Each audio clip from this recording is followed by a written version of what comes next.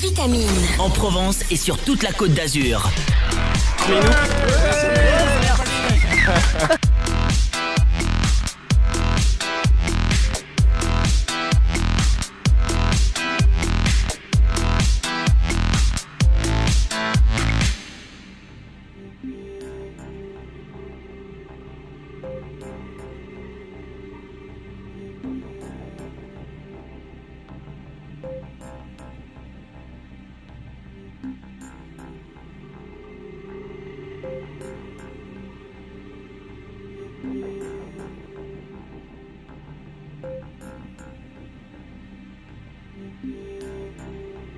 La question que je me pose, comme j'étais l'un des acteurs de l'encaissement au niveau de ces clients, qu'est-ce que les dirigeants de la régie publicitaire Sud Média a fait de cette quote-part et de cet argent ? Après avoir obtenu la désignation d'un administrateur provisoire pour les associations ATC et ARA, à l'appui de faux documents, André Gildas, Philippe Newton et Salagroun exercent des pressions sur l'administrateur afin que celui-ci aille dans leur sens ou démissionne.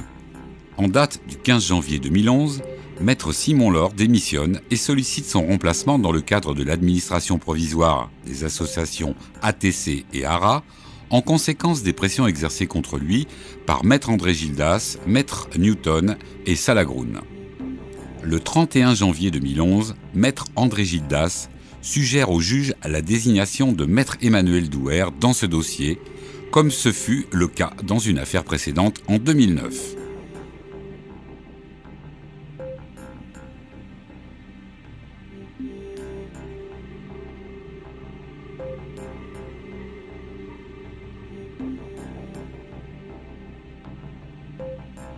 Maître André Gildas envisageait peut-être cette désignation en considérant que sa proximité avec Maître Douer lui permettrait d'influencer ce dernier, étant tous deux co-organisateurs de la Juriscup.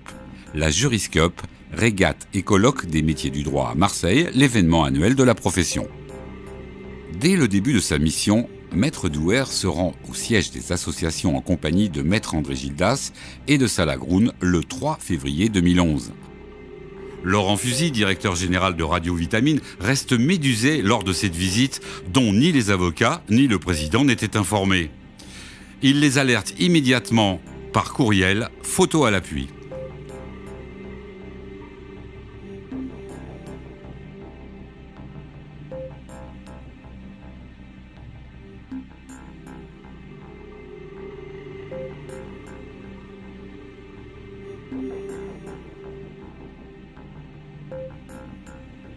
Il participe ensuite, le même jour, à une réunion dans les locaux de Sud Média et prend la décision de ressusciter le contrat de régie publicitaire liant Radio Vitamine à Sud Média.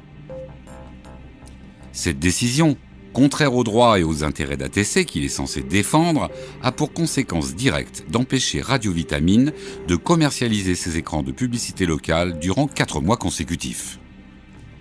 97% des annonceurs locaux de Radio Vitamine furent perdus en conséquence de cette curieuse décision émanant de l'administrateur provisoire.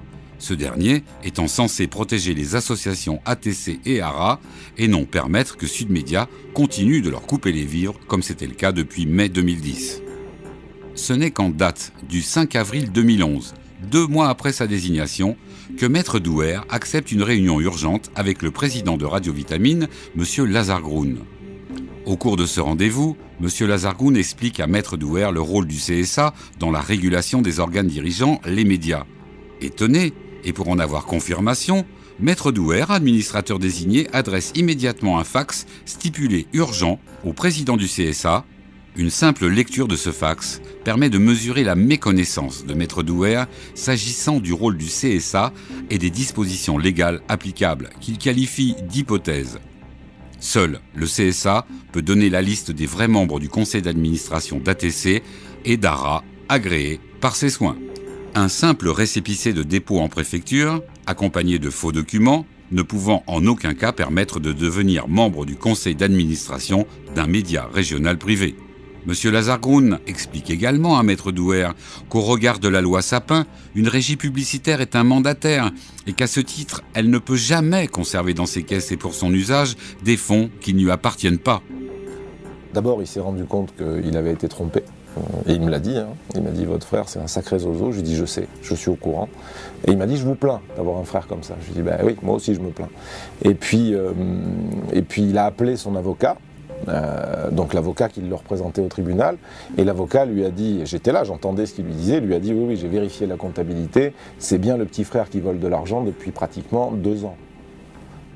Et figurez-vous que ce brave André Gildas, qui est pas très fort avec les ordinateurs, quand il a utilisé un jour, il a voulu envoyer un mail à ses complices pour leur dire voilà comment on va procéder, etc. C'était le 5 janvier 2011.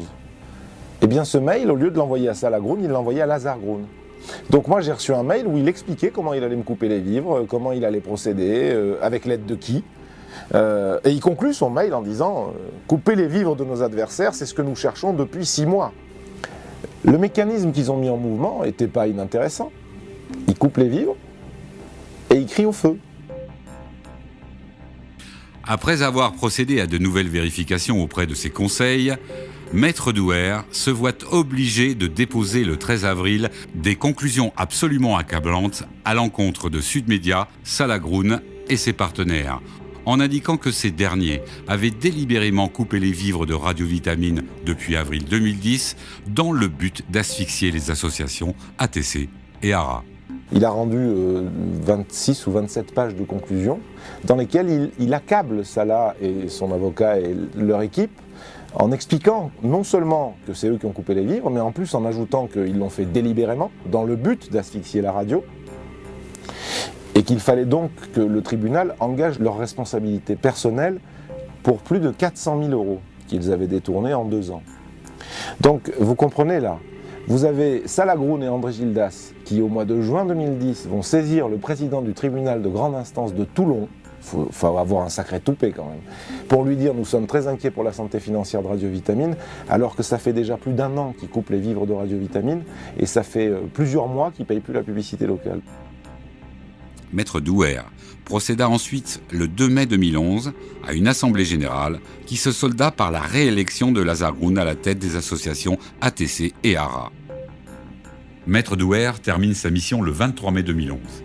Paradoxalement, malgré ses dénonciations de détournement de fonds massifs, rédigées le 13 avril 2011, il n'engage aucune action pour récupérer ou préserver les fonds détournés, en dépit de son obligation professionnelle, sachant qu'il était le seul légalement habilité à agir. Et Sud Média est très opportunément liquidé le 19 mai 2011, soit 4 jours avant, ce qui empêchera le président Lazargroun, rétabli dans ses fonctions, de recouvrer les sommes dérobées par les dirigeants de Sud Média.